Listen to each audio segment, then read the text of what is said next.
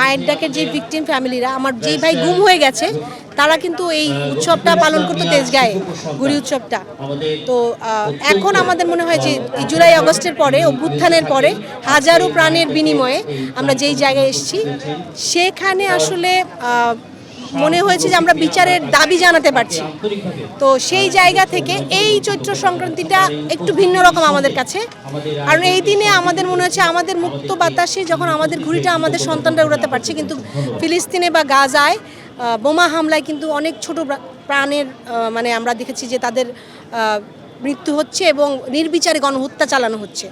তো সেই জায়গা থেকে আমরা যখন দেখেছি যে বাংলাদেশে কিন্তু আমরা জুলাইয়ে আশা করিনি যে এই স্বৈরাচারের হাত থেকে হয়তো আমরা একদিন রেহাই পাবো বা ফ্যাসিস্ট রেজিমের হাত থেকে রেহাই পাবো, যখন জাতি ধর্ম বর্ণ নির্বিশেষে সব শ্রেণীর মানুষ রাস্তায় আসলো, তখন কিন্তু এরকম অসম্ভবটাও সম্ভব হয়েছিল। ছোটবেলায় হচ্ছে এই সুতার মধ্যে হচ্ছে কাচের গুঁড়া দিয়ে ভাতের মার দিয়ে এগুলোকে দেওয়া হতো। সো এগুলো আমার ভাইয়ের সাথে প্ল্যান করে করা হয়েছিল, বাট এখন আসলে এটা করে খুবই ভালো লাগছে। অবশ্যই খুব ভালো লাগতেছে, সবার সাথে একসাথে ঘুরে উড়াতে পারছি, এরকম একটা অনুষ্ঠানে একত্রিত হতে পারতেছি, খুবই ভালো লাগতেছে।